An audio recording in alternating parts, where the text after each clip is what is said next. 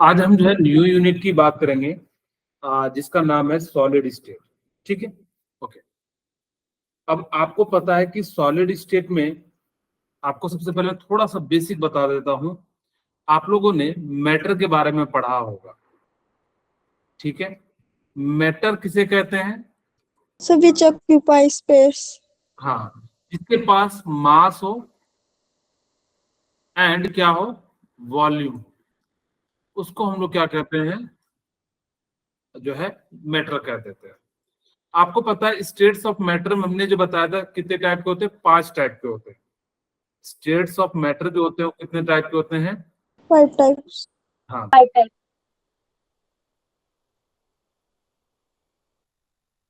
States of matter जो होते हैं वो कितने टाइप के होते हैं? 5 टाइप के होते हैं। क्या क्या नाम होता है? Solid, Solid, liquid, gas. Very good. दूसरा क्या होता है? Liquid. लिक्विड। तीसरा क्या होता है? गैस। Gas. गैस। चौथा क्या होता है?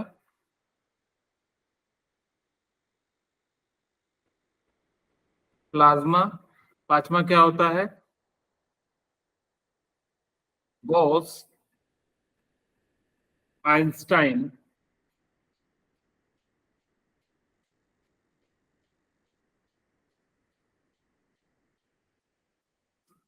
कंडेंसेट। ठीक है, हमने बेसिकली अपने जो है छोटे से जो है क्लासिफिकेशन कर लिया। आपको पता है कि जो लिक्विड था हमने 12th में ही पढ़ा था। कहाँ पे? सॉल्यूशन में पढ़ा था। वहां पे जितनी बातें की थी लिक्विड के बारे में बात की थी। गैस जो हमने 11th में पढ़ा था, कौन से यूनिट में? स्टेट्स ऑफ मैटर में पढ़ा था। ठीक है,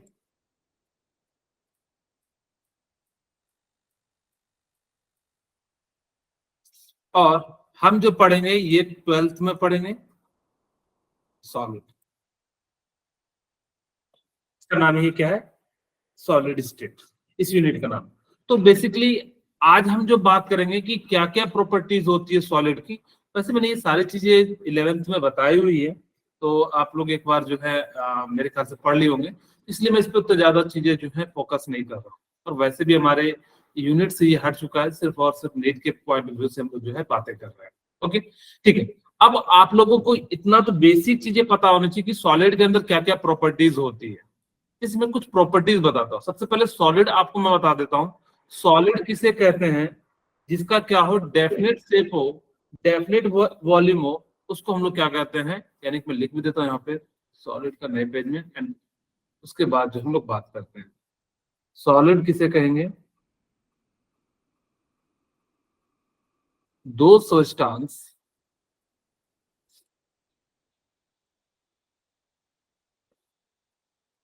which have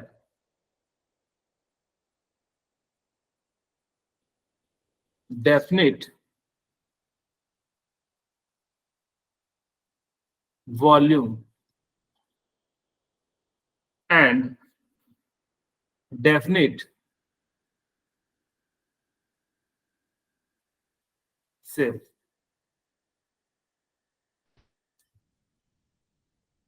It is known as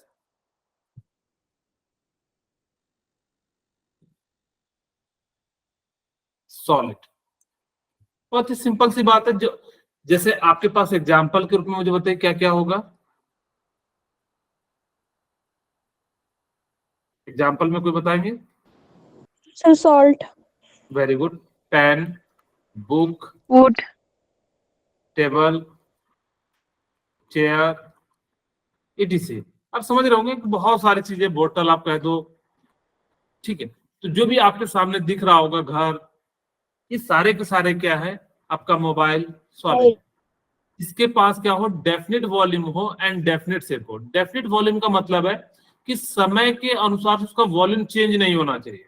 ऐसा नहीं हो कि हमने रखा कुछ और हो गया कुछ और, तो उसको हम सॉलिड नहीं कहेंगे। आप पत्थर को रख दोगे, चाहे कैसे भी रख दोगे, वो हमेशा क्या रहेगा? फिक्स रहेगा। ठीक है, तो इसको हम लोग क्या कह देते हैं? यानी कि जो है सॉलिड, यानी कि जो है कहा जाता है। ओके, अब ये चीजें सीख गए। अब हम बात करते हैं प्रॉपर्टीज ऑफ सॉलिड। क्या क्या प्रॉपर्टीज होती हैं उसके बारे में हम लोग जो है बात करेंगे।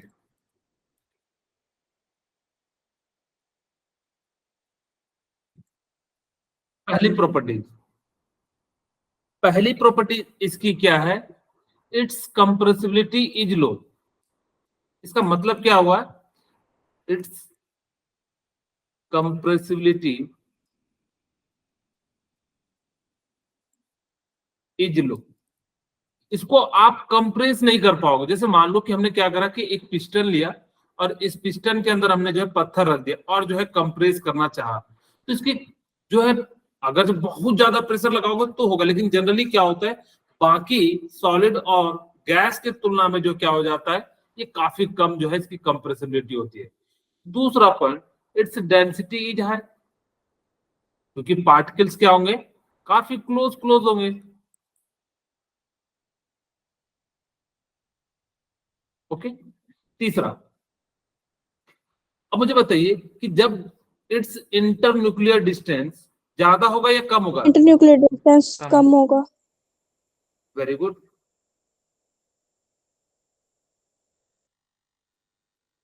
इंटर न्यूक्लियर डिस्टेंस इज लो। इसका मतलब क्या हुआ, ध्यान से सुनिएगा, कि दो पार्टिकल के बीच ना काफी कम होगा। क्यों? क्योंकि यहाँ पे क्या होता है कि पास पास है, तभी तो कॉम्प्लेक्स है, जिस कारण से यहाँ पे क्या हो जाता है, दो एटम के बीच में या दो मॉलिक्यूल्स के बीच में हमेशा क्या हो जाता है, बहुत ही कम डिस्टेंस होता है। हम न्यूक्लियर लेवल पे बात कर ले, इसलिए इसको हम लोग क्या कहते हैं, it's internuclear distance is low. चौथा पॉइंट इसी को कहते हैं इन या in solid force of attraction. बताइए क्या होगा, हाई। ज्यादा होगा या high. Force of attraction high. High होगा? ओके, तो मुझे बताइए इसकी melting point and boiling point क्या होगी? High. High. It's melting High. Point and boiling point is high. इसकी melting point and boiling point भी क्या हो जाएगी, हाई हो जाएगी। 6 पॉइंट मुझे बताइए, अच्छा इसकी जो एनर्जी है वो क्या होगी, ज्यादा होगी या कम होगी? Less. इट्स एनर्जी इज लो। क्यों? क्योंकि आप देखना, सबसे ज्यादा जो एनर्जी होती है सॉलिड लिक्विड गैस की हम बात कर रहे हैं, तो गैस की होती है, इसी कारण से देखना पार्टिकल्स क्या होते रहते हैं, घूमते रहते हैं। और जब पार्टिकल घूमते रहते हैं इसका मतलब है एनर्जी ज्यादा है, और इसको हम लोग कह सकते हैं it's kinetic energy is low. Energy कह दो, नहीं यहाँ पे लिख दे, यहाँ पे एक बार और लिख लो, it's kinetic energy is low. इसकी जो काइनेटिक एनर्जी होगी ना, यानी कि मूवमेंट जो है, ये मूवमेंट नहीं होता, सिर्फ क्या होता है, वाइब्रेट करता है।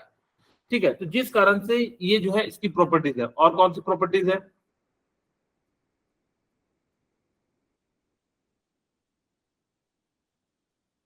ओके, डिफ्यूजन ले देते हैं। इट्स डिफ्यूजन रेट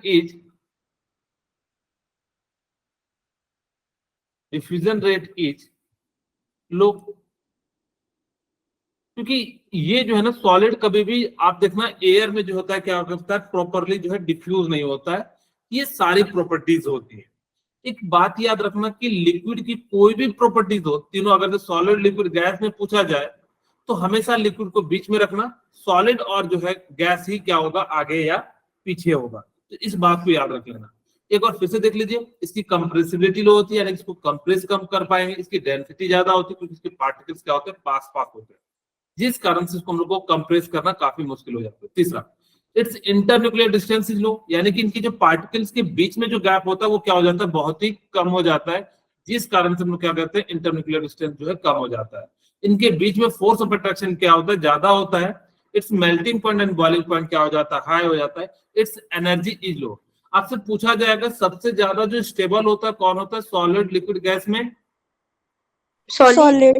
सॉलिड जो है क्या होता है, सबसे ज्यादा जो है स्टेबल होता है। क्यों? क्योंकि इसकी एनर्जी कम होती है, जिसकी एनर्जी कम होती है वो क्या हो जाता है, ज्यादा स्टेबल हो जाता है। ठीक है, यही वो कहता है कि क्या क्या होता है, they have definite mass, volume and shape, उसका क्या होता है, डेफिनेट मास एंड शेप होता है। इंटरमॉलिक्यूलर डिस्टेंस आर शॉर्ट, यानी कि उनके इंटरमॉलिक्यूलर फोर्स ऑफ जो है क्या होता है, डिस्टेंस क्या होता है, काफी हो जाता, कम हो जाता है। इंटरमॉलिक्यूलर फोर्स आर स्ट्रॉन्ग, यानी कि उनके बीच का जो फोर्स लगता है वो क्या हो जाता है, ज्यादा हो जाता है। Their constituent particles, atom, molecules, ion have fixed position and can oscillate about their mean position. मैंने बताया इसकी काइनेटिक एनर्जी क्या होती है, कम होती है, जिस कारण से क्या करता है, वो सिर्फ ऑसिलेट कर सकता है या वाइब्रेट कर सकता है। They are incompressible and rigid, यानी कि उसको हम लोग कंप्रेस नहीं कर सकते। रिजिड का मतलब क्या होता है, हार्ड होता है या कठोर होता है। ठीक है, तो ये इसकी जो है क्या थी, कुछ प्रॉपर्टीज थी। अब हम बात करते हैं कि सॉलिड को हम लोग जो है दो टाइप से डिवाइड करते हैं। ठीक है, सॉलिड को हम लोग कितने टाइप से डिवाइड करते हैं, Two types. कौन कौन सा? Amorphous and crystalline. crystallines very and amorphous solid. Okay, very good. हम इसको क्या कहते हैं, crystalline and amorphous solid. Okay, अब देखो क्या क्या प्रॉपर्टीज होती है ना, मैं सीधे सीधे, ये पहले बहुत ज्यादा क्वेश्चन पूछा जाता था, अब तो शायद हट गया, इस साल से तो शायद पूछना मुश्किल हो जाएगा। लेकिन आपको याद रखना चाहिए कि इसकी क्या क्या प्रॉपर्टीज होती है। सॉलिड को हम लोग बेसिकली दो पार्ट में डिवाइड करते हैं, एक का नाम होता है क्रिस्टलाइन सॉलिड, दूसरे का नाम होता है एमोर्फस सॉलिड होता है। चलो क्रिस्टलाइन का मैं डेफिनेशन लिखूं, क्रिस्टलाइन सॉलिड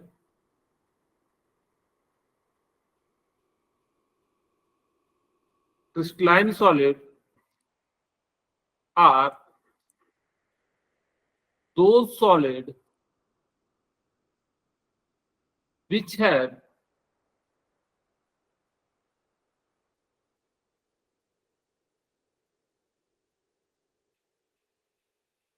regular arrangement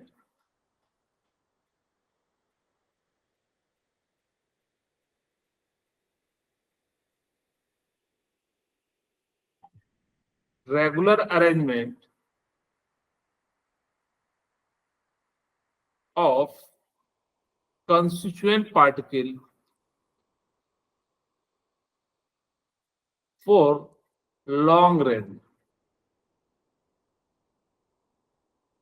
इसका मतलब क्या हो गया कि क्रिस्टलाइन सॉलिड में क्या होता है कि जो पार्टिकल्स होते हैं ना, वो लॉन्ग रेंज ऑर्डर को फॉलो करता है, यानी कि एक फिक्स पैटर्न होता है। ऐसा नहीं कि पैटर्न को चेंज करते चले जाएंगे, नहीं, इसका पैटर्न जैसा है। जैसे समझाने के लिए मैं यहाँ पे आपको ऐसे समझाता हूँ, 1 2 3 4, ठीक है, और यहाँ पे 1 2 3 4। यहाँ पे देखिए हमने क्या करा कि बिल्कुल एक फिक्स पैटर्न को फॉलो कराया, कहीं भी कोई भी चेंज नहीं कराया, जिस कारण से इसको हम लोग क्या कहते हैं, क्रिस्टलाइन सॉलिड कह देते हैं। आप लोगों को दिख रहा होगा कि इसका जो पैटर्न है बिल्कुल फिक्स है, यानी कि एक जो है क्या है, ब्लू कलर का, सॉरी ग्रीन कलर का है, रेड है, फिर ब्लू ग्रीन कलर का रेड है, ग्रीन है, रेड कलर है, ग्रीन है। तो इस प्रकार से ये जो पैटर्न को फॉलो करता है ना, वो क्या करता है, यानी कि फिक्स पैटर्न को फॉलो करता है। और ऐसा नहीं कि छोटा मोटा रेंज को, यानी कि क्या करता है, लॉन्ग रेंज ऑर्डर को ये क्या करता है, फॉलो करता है। तो यहाँ पे क्या हो जाता है, एमोर्फस सॉलिड में अभी एग्जांपल भी समझाऊंगा, आपको बिल्कुल समझ में आएगा, चिंता मत कीजिएगा। Amorphous solid which have do not regular arrangement of constituent particles. Very good, for short range, यानी कि जो ये जो जो अरेंजमेंट होता है वो कैसा होता है कि जो है, आप यह कह सकते हो जो है रेगुलर अरेंजमेंट नहीं होता है कंस्टिट्यूएंट पार्टिकल का। तो यहाँ पे कंस्टिट्यूएंट पार्टिकल्स लिख लीजिएगा, ठीक है, okay. Amorphous solids are those solids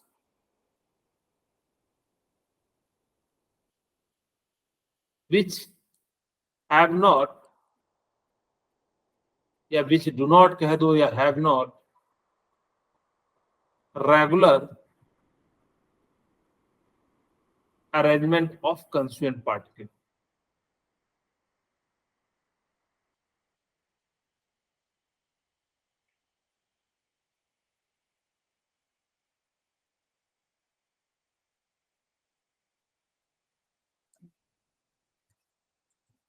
okay, यहाँ पे जो पार्टिकल्स होगा वो कैसा होगा कि शॉर्ट रेंज को फॉलो करता है। मैं यहाँ पे लिख देता हूं, अरेंजमेंट ऑफ पार्टिकल्स, या ब्रैकेट में लिख देता हूं क्योंकि किसी पॉइंट का है, अरेंजमेंट ऑफ पार्टिकल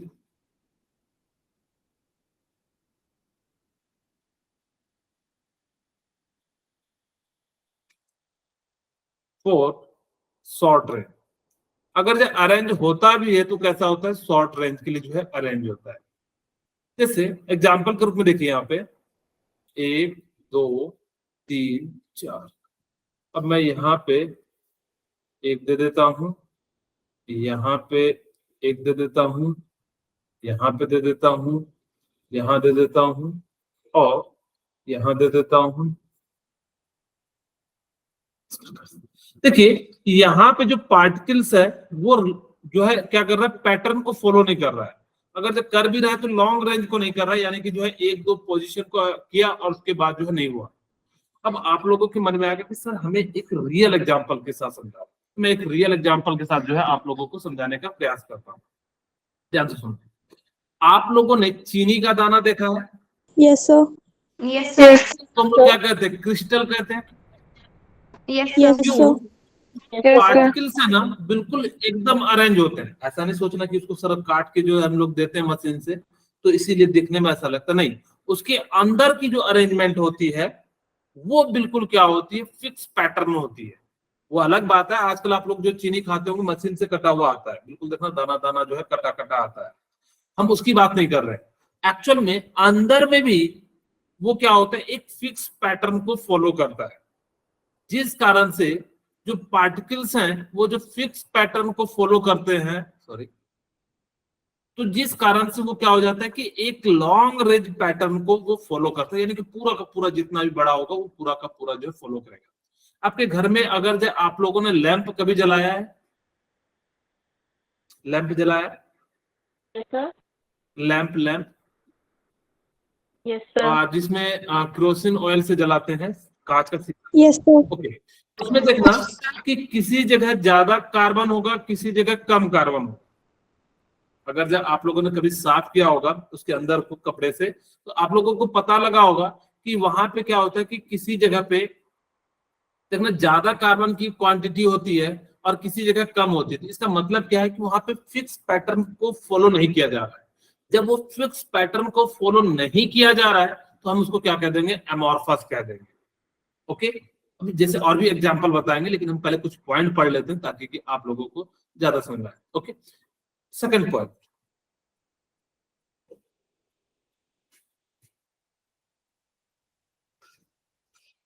ओके, ये जो होते हैं ना ट्रू सॉलिड्स होते हैं।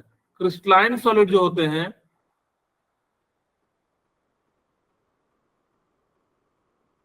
Crystalline solids are true solid.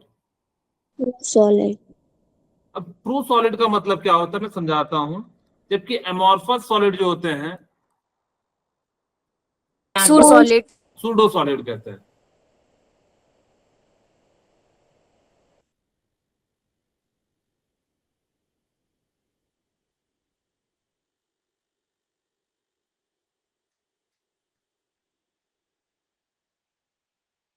और इसको एक और नाम से लिखते हैं super Super cooled solids. Good solids. Super cooled solid कहते हैं।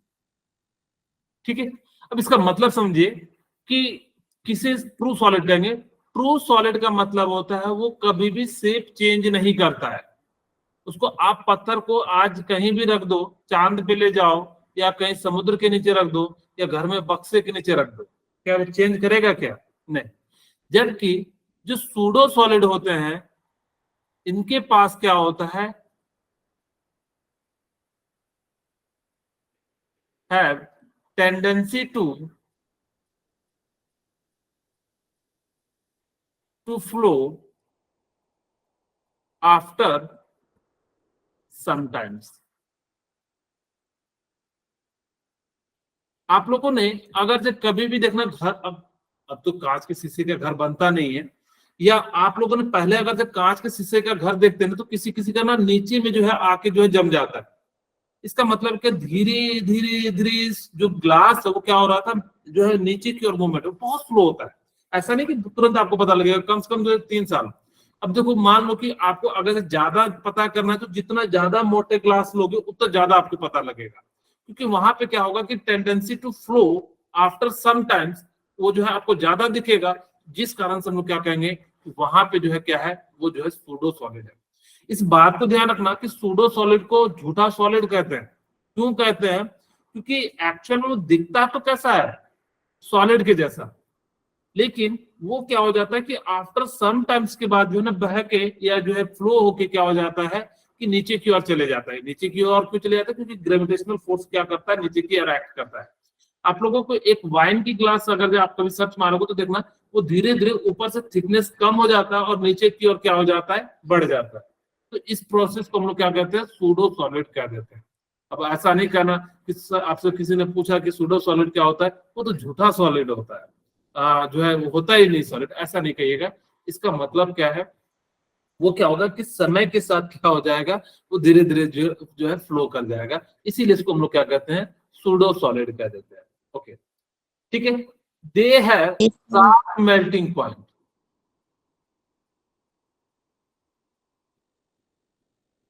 They have sharp melting point, जबकि इसका क्या होता है, दे हैव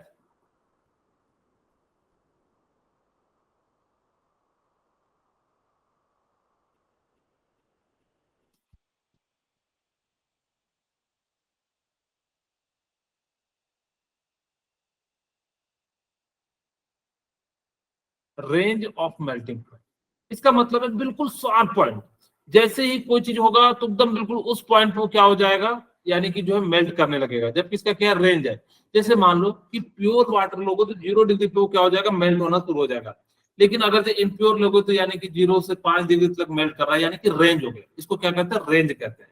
ठीक है, तो इसको हम लोग क्या करते हैं, इसका जो मेल्टिंग पॉइंट होता है वो क्या होता है, शार्प मेल्टिंग पॉइंट होता है। जबकि इसका जो मेल्टिंग पॉइंट होता है वो कैसा हो जाता है, यानी कि रेंज में होता है। ओके, इसकी जो प्रॉपर्टीज होती है वो सबसे जो इंपॉर्टेंट प्रॉपर्टीज है वो बता रहा हूं, यानी कि crystalline solid shows N isotropic process. Crystalline solids have an, आएगा नहीं, एन आइसोट्रोपिक प्रॉपर्टीज।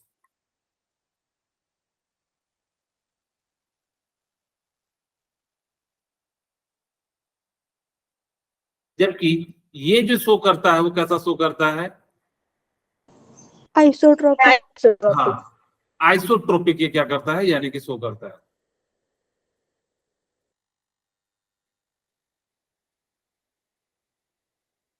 इसको समझाते हैं क्या होता है आइसोट्रोपिक प्रॉपर्टी। ठीक है,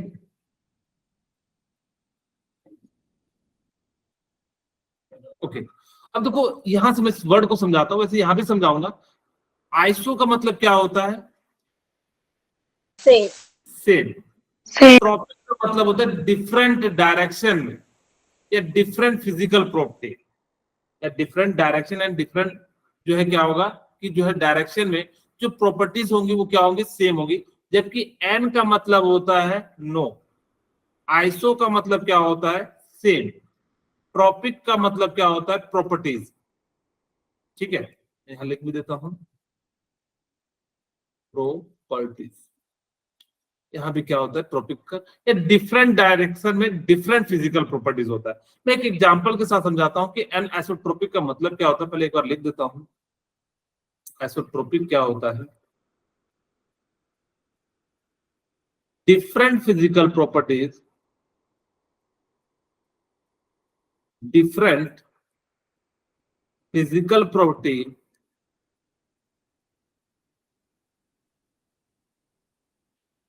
in different direction। इसका मतलब है कि डिफरेंट डायरेक्शन में इसकी प्रॉपर्टीज जो होंगी वो क्या हो जाएंगी, डिफरेंट हो जाएंगी। जबकि आइसोट्रोपिक का मतलब क्या होता है,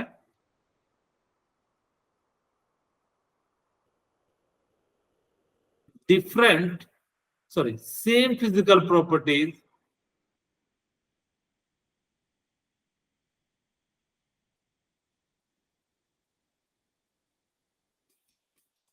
in all direction, different physical property in different direction।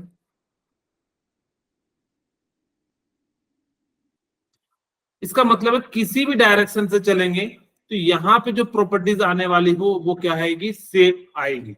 इसे कहोगे सर एक एक एग्जांपल देके समझाओ, तो मैं एक एक एग्जांपल देके समझाता हूं। जैसे मान लो मेरे पास ये कुछ एक पैटर्न बनाता हूं, यहाँ पे आपको मैंने बताया कि इस प्रकार से जो है क्रिस्टलाइन जो होता है बिल्कुल फिक्स पैटर्न को फॉलो करता है, ठीक है।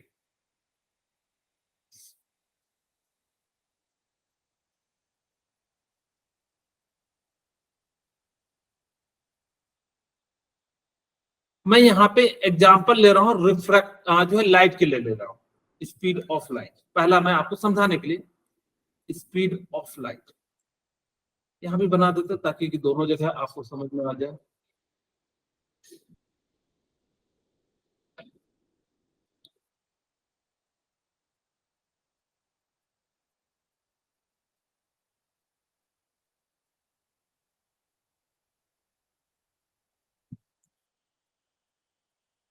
ओके ठीक है। अब यहाँ पे क्या हो रहा है कि बिल्कुल डिफरेंट प्रॉपर्टीज हैं, अलग अलग डायरेक्शन। हमने जो है जानबूझ के थोड़ा ज्यादा कर दिया, वैसे तो फिक्स रहता है। ओके अब हमने माना कि लाइट की स्पीड लिया। अगर से देखिएगा लाइट की स्पीड अगर ऐसे चलेगी तो स्पीड बिल्कुल सेम आएगी, क्योंकि सिमिलर टाइप के कांस्टेंट पार्टिकल्स है। बोलिए ऐसे तो आएगी। Yes, sir. अगर मान लो कि हमने क्या करा कि इस डायरेक्शन में चला है तो एकदम बिल्कुल रेड रेड आएगी। अगर Yes, मैंने sir. इस डायरेक्शन में Yes, चला sir. क्या सभी डायरेक्शन में एक ही जैसी प्रॉपर्टी शो कर रहा है क्या? No, sir. Yes. अगर ये यहाँ चलेगा हो सकता है कि एकदम बिल्कुल गैप में चले जाए। जैसे मान लो कि यहाँ पे मैं दिखाने के लिए आपको जो है एक गैप में ले चलता हूँ, यहाँ पे बिल्कुल गैप में चले गया तो उसकी स्पीड ज्यादा होगी। जो टकराते हुए जा रहा है मैंने ज्यादा बना दिया है, सिंपल से दो बनाता हूँ, एक तो ये बना देता हूँ, ठीक है, और एक गैप में बना देता हूँ। एक मैंने जो है गैप में बना दिया, कुछ इस प्रकार से बिल्कुल स्ट्रेट बनेगी, आप चिंता मत कीजिएगा। यहाँ पे भले अगल बगल से जा रहा होगा, ओके बिल्कुल गैप में जा रहा है तो इसका स्पीड अलग होगा। एक हो सकता है कि वो ऐसा जा रहा हो तो इसका स्पीड क्या हो जाएगा, यानी कि स्पीड ऑफ लाइट जो है क्या हो जाएगी, डिफरेंट हो जाएगी। लिख भी देता हूं, speed of light is different in different direction. बोलिए क्या समझ में आई ये बात? चाहो आप रिफ्रैक्टिव इंडेक्स ले सकते हो, वो भी वही है। इसका मतलब है कि आप इन सारी प्रॉपर्टीज को किसी भी अलग अलग डायरेक्शन में चला रहे हो तो स्पीड ऑफ लाइट जो है वो डिफरेंट आएगा। अगर जब बिल्कुल खाली जगह में जाएगा तो उसका स्पीड अलग आएगा। अगर जब वो जो है ग्रीन बॉल रेड बॉल और इस तरह से टकराते हुए जाएगा तो उसका स्पीड अलग होगा, और वो ग्रीन ग्रीन बॉल से जाएगा तो अलग आएगा, रेड बॉल से जाएगा तो वो अलग आएगा। यानी कि इस प्रकार से अलग अलग डायरेक्शन में जो स्पीड आ रही है वो क्या आ रही है, अलग अलग आ रही है। जिस कारण से हम लोग कहते हैं कि इसका जो डिफरेंट डिफरेंट फिजिकल प्रॉपर्टीज होता है वो डिफरेंट डायरेक्शन में क्या होता है, डिफरेंट हो जाता है। ओके ठीक है। उसके बाद देखिए यहाँ पे हमने चलना, हम कहीं से भी चलेंगे तो यहाँ पे क्या होगा, सेम प्रॉपर्टीज आ जाएगी।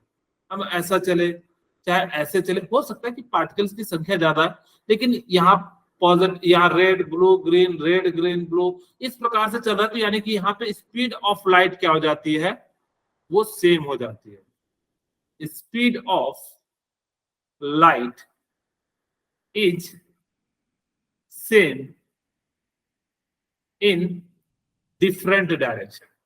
कैसे भी चलिए, देखिए कुछ ना कुछ पार्टिकल आके ना टकरा ही जाएगा, तो यानी कि ओवरऑल जो है स्पीड जो है अगर हम एवरेज स्पीड की बात करते हैं तो क्या हो जाता है, यानी कि जो है सेम हो जाता है।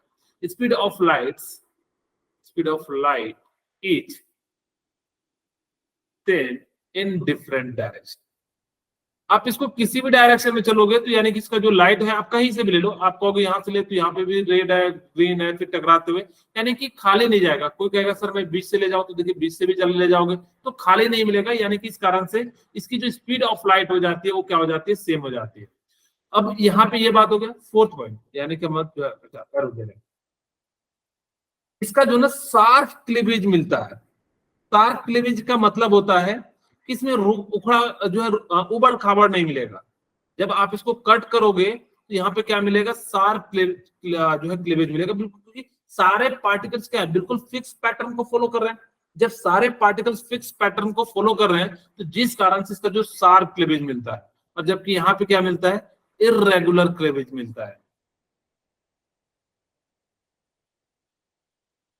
ठीक है, यानी कि इसके बीच में जो क्या होगा कि गैप आएगा। जैसे मान लो कि कई सारे जगह पे आप देखो कि एकदम बिल्कुल प्लेन है, चिकना है, लेकिन कई सारे जो सरफेस होते हैं, जैसे मान लो कि आप एक जो है घर में टाइल्स लगाते हो, देखना उसमें क्या है, एकदम बिल्कुल साफ, एकदम क्लीन क्लीवेज है ऊपर का। लेकिन एक रोड देख लो, वहां क्या होता है, कितना ज्यादा रुक रहा है, अगर जो हाथ ऐसे चलाओगे तो हाथ छिला जाएगा। तो इस कारण से वहां पे क्या हो जाता है, इर्रेगुलर जो है क्लीवेज मिल जाता है। ठीक है, ओके।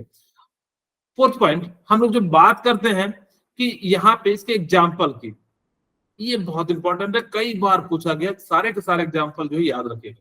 एग्जाम्पल में हम लोग जो बात करेंगे, क्या क्या याद करेंगे, यहाँ पे आपको देखना साल्ट मिलेगा, NaCl, KCl, सिलिका,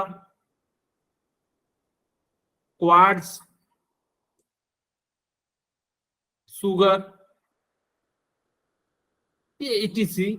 आपको ये सारे के सारे जो है क्या है, क्रिस्टलाइन सॉलिड है। जैसे सुगर भी लिख लो, NaCl भी लिख लो, KCl भी लिख लो, सिलिका, क्वार्ट्ज, ये सभी के सभी के जो पार्टिकल्स है ना, बिल्कुल फिक्स पैटर्न को फॉलो करते हैं, यानी कि चेंज नहीं होते। जैसे एक एग्जांपल के साथ समझाता हूं कि कहा जाता है कि अगर नीट को क्वालिफाई करना है तो आपको तीनों के तीनों सब्जेक्ट को क्या करना होगा, बिल्कुल एक रेगुलर अरेंजमेंट में जो है आपको पढ़ाई करनी होगी। ऐसा नहीं कि एक दिन जो है मैं एक महीना जो है केमिस्ट्री पढ़ूंगा, एक महीना बायोलॉजी पढ़ूंगा, नहीं, तीनों को 3 घंटे देना है, तो यानी कि रेगुलर आपको क्या करना है, यानी कि देना है। जबकि इसका एग्जाम्पल क्या हो जाएगा, बोलिए, इसका एग्जाम्पल क्या हो जाता है, रबर। आप लोग रबर यूज किए होंगे, ग्लास, जो पेंसिल से लिखने के बाद जो इरेज करते हैं, या जो है हम लोग और भी कई सारे जगह पे यूज करते हैं। ओके, अब रबर हो गया, प्लास्टिक हो गया, glass, gel, glass, glass, very good, gel, polymer, ETC। ये सभी के सभी क्या है कि इरेगुलर, सॉरी, ये जो है क्या है, एमॉर्फस है। आप इसको याद रखिएगा, silica and quartz and sugar को आपको 3 बार पूछा गया अलग अलग डिफरेंट एग्जाम में, तो आपको बताना है कि कौन जो है आपका जो है एमॉर्फस है, कौन जो है क्रिस्टलाइन है। तो आपको ये याद रखना है कि कौन।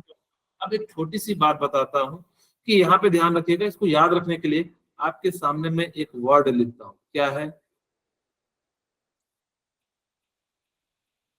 क्या पढ़ते हैं इसको, गलत, ये गलत था ना, हम लोग क्या कह दिए, गलत, बहुत सारा गलत हो गया। क्यों, क्योंकि इसका जो ज्योमेट्रिकल अरेंजमेंट है वो क्या है, फिक्स है। ठीक है, ए से क्या होता है, एन आइसोट्रोपिक होता है, यानी कि आप ऐसे याद रख लेना, जो क्रिस्टलाइन होते हैं वो गलत होता है। ठीक है, वैसे तो अगर जो इधर बन जाता तो ज्यादा अच्छा होता है, एमॉर्फस में सूडो भी काम कर जाता, लेकिन आप समझ जाना कि आप इसको याद रखने के लिए मेरे ख्याल से आप इतना तो याद रख सकते हो कि क्रिस्टलाइन सॉलिड जो होते हैं वो क्या हो जाते हैं, गलत हो जाते हैं। कि गलत होते हैं, बस याद रखने के लिए। ओके, जी से क्या हो गया, ज्योमेट्रिकल जो शो करता है, यानी कि जो है लॉन्ग पैटर्न मतलब शो करता है। ए से एन एसिट्रोपिक, और जो ज्योमेट्रिकल अरेंजमेंट होता है वो कैसा होता है, लॉन्ग फॉर्म में होता है, यानी कि बहुत ज्यादा लंबे चैन के फॉर्म में होता है। टी से क्या होता है कि इसकी जो शार्प मेल्टिंग पॉइंट होती है, ठीक है, इसकी टी से क्या हो जाती है, यानी कि जो शार्प, यहाँ पे जो एस से लिख देता हूँ, इसकी क्या हो जाती है, शार्प मेल्टिंग पॉइंट हो जाती है। ठीक है, तो इस प्रकार से आप इसको याद भी रख सकते हो कि ये जो है क्या हो जाता है, यानी कि जो बिल्कुल जो है गलत हो जाता है, या पे इस प्रकार से आप इसको याद रख सकते हो, या गलत भी याद रख सकते हो। अगर जब टेम्परेचर याद है तो आप इसको ये भी याद रख सकते हो। ओके, बोलिए यहाँ तक किन्हीं को कोई दिक्कत है तो बता दीजिए। ओके, हाँ सर। क्या क्या प्रॉपर्टीज है, ध्यान से सुनिएगा। जो मैंने बताया कि जो सॉलिड के दो टाइप होते हैं, एक क्रिस्टलाइन होता है, एक अमॉर्फस सॉलिड होता है। They have definite and regular arrangement of constituent particle in space, यानी कि क्या हो जाता है कि इनके जो पार्टिकल्स होते हैं वो क्या करते हैं, यानी कि रेगुलर अरेंजमेंट होते हैं। ऐसा नहीं कि आधा यहाँ पे हो रहा है फिर आधा वहां पे, नहीं, बिल्कुल एक फिक्स पैटर्न में होते हैं, जबकि इसके क्या होते हैं, इर्रेगुलर होते हैं। इसको हम लोग क्या कहते हैं, ट्रू सॉलिड कहते हैं। इसको हम लोग क्या कहते हैं, सुपर कूल्ड या सूडो सॉलिड्स इसको हम लोग जो है कहते हैं। क्यों सॉलिड, सूडो सॉलिड किसे कहते हैं? amorphous solids, डेफिनेशन क्या होगी, जिसके पास टेंडेंसी टू फ्लो हो जाएगा, यानी कि कुछ दिनों के बाद या कुछ सालों के बाद जो है वो क्या हो जाएगा, फ्लो हो जाएगा, उसको हम लोग क्या कह देते हैं, सूडो सॉलिड कह देते हैं। ये लॉन्ग रेंज ऑर्डर को फॉलो करता है, जबकि क्या करता है, शॉर्ट रेंज ऑर्डर को फॉलो करता है। ये एन आइसोट्रोपिक प्रोसेस होता है। ये कैसा होता है, आइसोट्रोपिक होता है, जबकि इसकी शार्प मेल्टिंग पॉइंट होती है और उसकी क्या हो जाती है, रेंज हो जाती है। और ये क्या होता है, क्लीन क्लीवेज, यानी कि जो शार्प क्लीवेज देता है, जबकि ये क्या देता है, इरेगुलर क्लीवेज देता है। They have definite and characteristic of heat of fusion, यानी कि इसका जो फ्यूजन होगा वो बिल्कुल फिक्स होगा।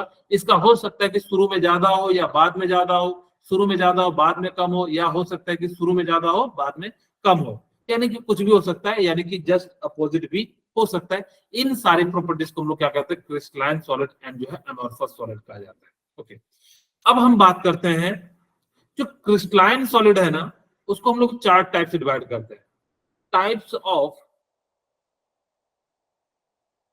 Crystalline solid.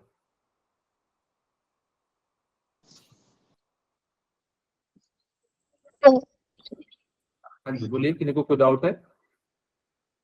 Types of crystalline solid no sir, कौन कौन से होते हैं? NaCl, सॉरी तानवी, पहला Ionic solids. Ionic solid. Very good, ionic solid.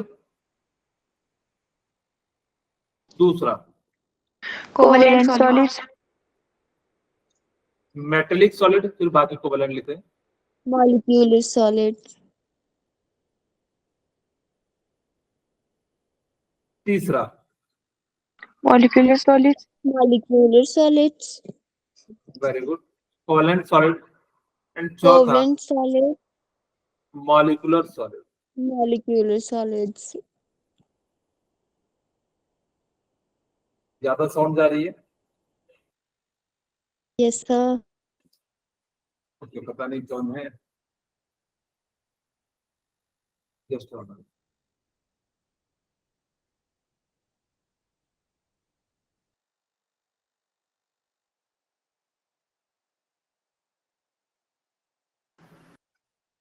वो अंदर कर रहे हैं गाड़ी को। चलिए ऐसे पढ़ते हैं, तब तक तो वेट करेंगे।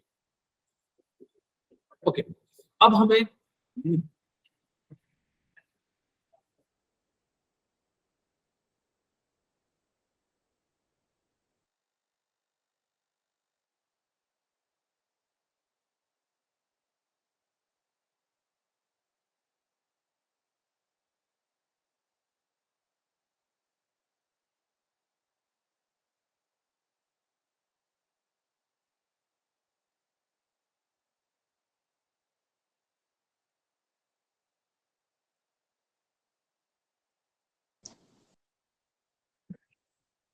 So आवाज नहीं आ रही है।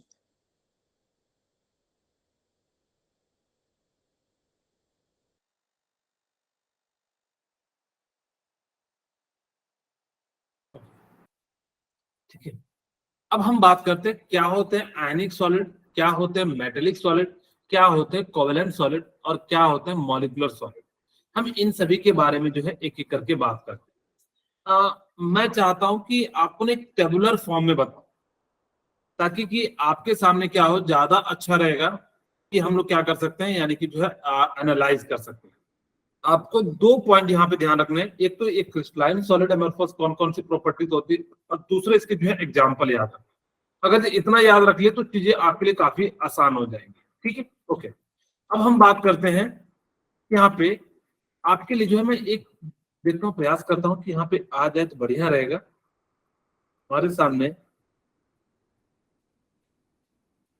यहाँ पे लिखते हैं प्रॉपर्टीज, यहाँ पे लिखेंगे आयोनिक की, और यहाँ पे लिखेंगे मेटेलिक की, और यहाँ पे लिखेंगे 1 2 3 4। ठीक है, ओके। यहाँ पे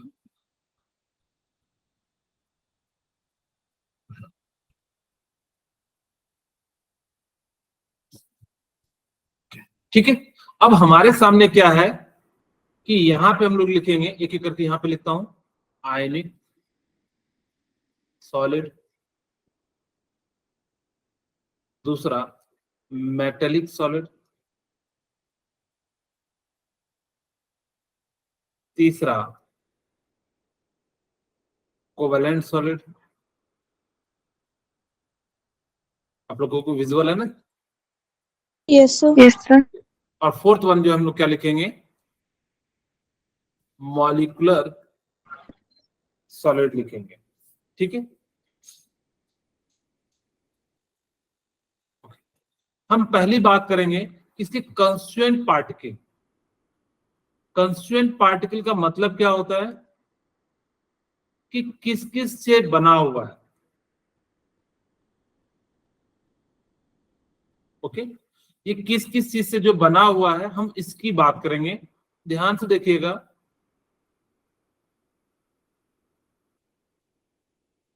ओके, आयनिक जो होते हैं वो किसके बने होते हैं?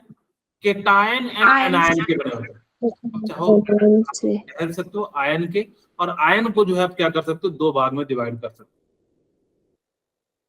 एक क्या हो जाएगा केटायन, और दूसरा क्या हो जाएगा nine anion.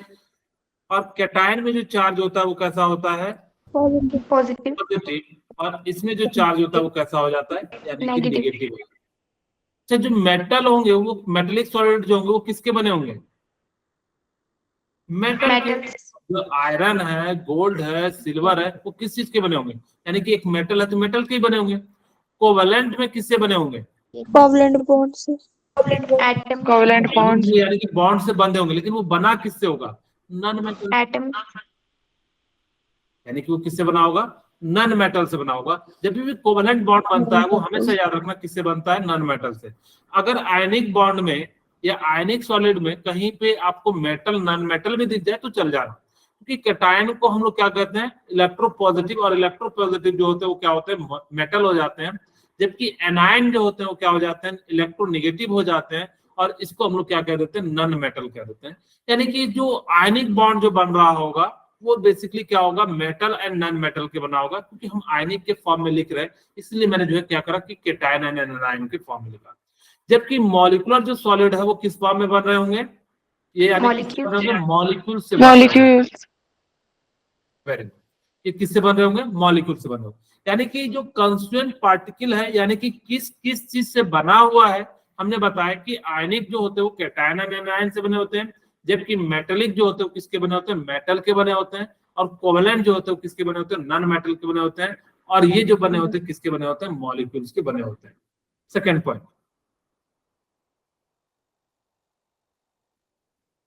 Force of attraction की हम बात करते हैं।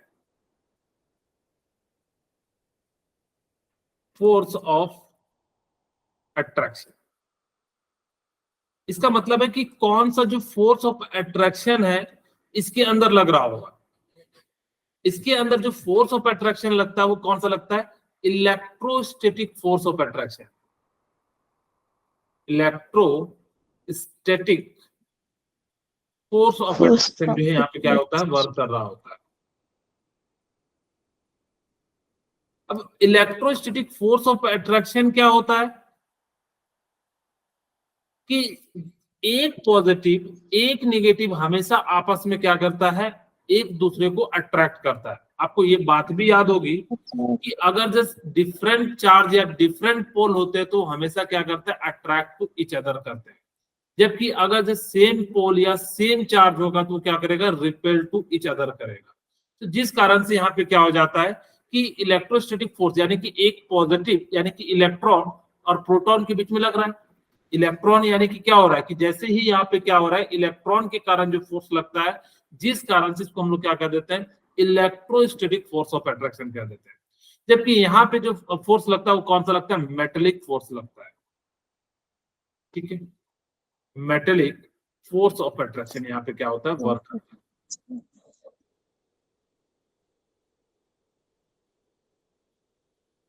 ओके, कोवेलेंट में क्या होता है, कोवेलेंट बॉन्ड बनता है।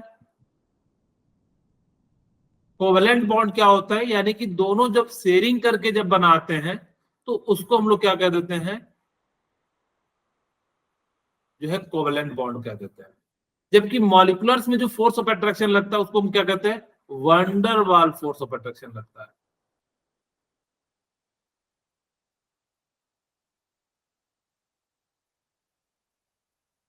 ठीक है, यहाँ पे जो फोर्स ऑफ अट्रैक्शन लगेगा वो कैसा लगेगा, वंडर वाल फोर्स ऑफ अट्रैक्शन जो है यहाँ पे क्या करेगा, यानी कि जो है वर्क करेगा। हम तीसरी बात करते हैं, melting point and boiling point. इस बात को ध्यान रखिएगा क्योंकि इससे जो क्वेश्चन पूछा था ना, जनरली बच्चे गलत कर जाते हैं। कहाँ पे पूछा था, मैं बताता हूं कि क्या क्वेश्चन पूछा था। आयनिक बॉन्ड जब बनता है तो इसका जो melting point and boiling point होता है वो क्या हो जाता है, हाई हो जाता है। हाई। मेटेलिक का भी क्या हो जाता है, हाई हो जाता है। कोवेलेंट का क्या हो जाता है, वेरी हाई हो जाता है। और इसका क्या हो जाता है, मॉलिक्यूलर का जो है यहाँ पे हो जाता है लो। अब बच्चे क्या करते हैं ना, जब उससे पूछा जाता है कि मान लो कि आपको 4 ऑप्शन दे दिया जाए कि which one have the highest melting point and boiling point, ionic solid, option B metallic solid, option C covalent solid, option D molecular solid, बच्चा जो है क्या मार के आ जाता है, मेटेलिक सॉलिड को मार के आ जाता है। जबकि इसका राइट आंसर क्या हो जाएगा, कोवेलेंट सॉलिड हो जाएगा। Covalent solid. ये क्या हो जाएगा, यानी कि जो है यहाँ पे क्या हो जाएगा, इस प्रकार से जो क्या हो जाएगा, इसका जो है ज्यादा होगा। इस बात को याद रखिएगा। Okay, fifth point number, fourth point बात करते हैं। इस बात को याद रख लीजिएगा, मैं यहाँ स्टार भी लगा देता हूँ, ठीक है, ताकि कि आप भूल मत जाना।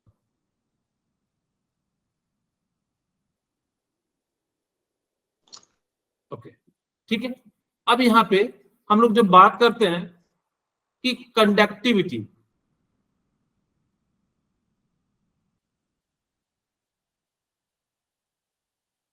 ओके, कंडक्टिविटी का मतलब क्या हो जाता है कि कौन जो है इलेक्ट्रिसिटी को कंडक्ट करेगा। सॉलिड फॉर्म में ये जो होता है बैड कंडक्टर होता है। ठीक है, आप लोगों ने देखा होगा चीनी का दाना या कुछ भी ले लो, नमक ले लो, क्या वो कंडक्ट करता है, क्या नहीं करता।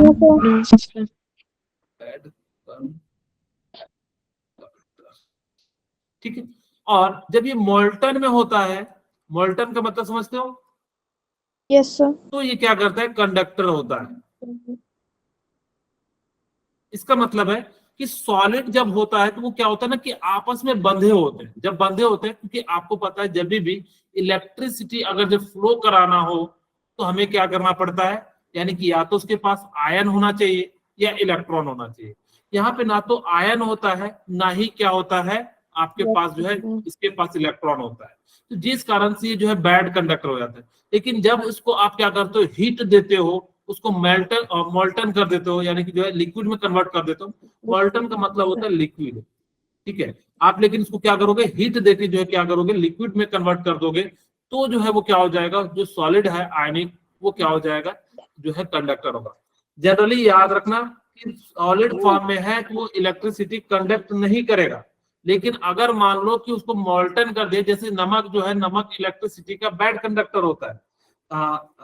2 मिनट दीजिएगा मैम, ठीक है, बस इसको मैं रैप अप कर रहा हूँ। कमल मैम, श्योर सर श्योर, हाँ, नो नो 2-3 मिनट लगेंगे, बस इसको रैप अप कर देता हूँ ताकि जी, जो है ये कंप्लीट हो जाए। ओके, कंडक्टिविटी जो क्या हो जाती है, यानी कि जो है इसका क्या हो जाता है कि ये कंडक्टर हो जाता है, और यहाँ पे क्या हो जाता है कि जो सॉलिड रहता है वो क्या हो जाता है, बैड कंडक्टर हो जाता है। अब मेटेलिक में तो कंडक्टिविटी क्या होगी, हाई होगी, हाय क्योंकि यहाँ पे क्या होता है, बिल्कुल ये इसमें क्या होता है, यहाँ पे इलेक्ट्रॉन जो होते हैं बहुत भरे पड़े होते हैं, जिस कारण से क्या करते हैं, इलेक्ट्रॉन जो है इलेक्ट्रिसिटी को जो है फ्लो करा देता है। कोवेलेंट बॉन्ड में इलेक्ट्रिसिटी क्या होती है, बताइए, लो लो होती है, लो ठीक है। लो अब मॉलिक्यूलर में भी क्या हो जाती है, यानी कि जो है लो। लो इसका जो एग्जाम्पल है वो क्या हो जाएगा, आयनिक में NaCl, KCl, ये जितने भी आप लोगों ने आयनिक बॉन्ड के बारे में पढ़ा है, MgCl2, वो ETC जो है सारे के सारे क्या हो जाते हैं, आयनिक सॉलिड। मेटेलिक में क्या होगा, आयरन का सॉलिड, गोल्ड का सॉलिड, कॉपर सिल्वर का सॉलिड, कॉपर AgCu, ये सोडियम सारे के सारे जो है किस फॉर्म में पाए जाएंगे, यानी कि मेटेलिक सॉलिड। मेटेलिक सॉलिड की जो डेंसिटी होती है ना वो ज्यादा होती है, इस बात को याद रखिएगा कि जो मेटेलिक सॉलिड होती है उसकी डेंसिटी क्या हो जाती है, यानी कि जो ज्यादा हो जाती है। जबकि कोवेलेंट बॉन्ड में क्या होता है, जैसे CH4, ठीक है, CO2, ये सारे के सारे क्या हो जाएंगे, कोवेलेंट बॉन्ड, यानी कि जिसके जिसके बीच जो कोवेलेंट बॉन्ड बनेगा, चाहे कार्बन कार्बन दे दिया जाए या दो नन मेटल भी दिया रहे ना, जैसे एक बार एग्जाम में दे दिया तो कार्बन कार्बन के बीच कौन सा बॉन्ड है, तो कोवेलेंट बॉन्ड है, तो वहां पे आपका CC4 नहीं दिया है तो कोई दिक्कत नहीं है। उसके बाद मॉलिक्यूल में आपके पास जो भी है, आप जैसे चाहो ले सकते हो, H2O, यहाँ पे क्या लगता है, हाइड्रोजन बॉन्ड लगता है, और आपके सामने क्या हो जाता है, अमोनियम, NH4+, ETC, ये सारे के सारे जो एग्जाम्पल जो होते हैं वो किसके हो जाते हैं, मॉलिक्यूलर सॉलिड के हो जाते हैं। अब यहाँ पे देखिए ये सारे पॉइंट जो है आपको क्या है दिए हुए हैं, हम नेक्स्ट क्लास में जो है कुछ क्वेश्चन करेंगे ताकि कि आप लोगों को जो है पता लग सके, ठीक है। ओके मैम, आप कंटिन्यू कर लीजिए।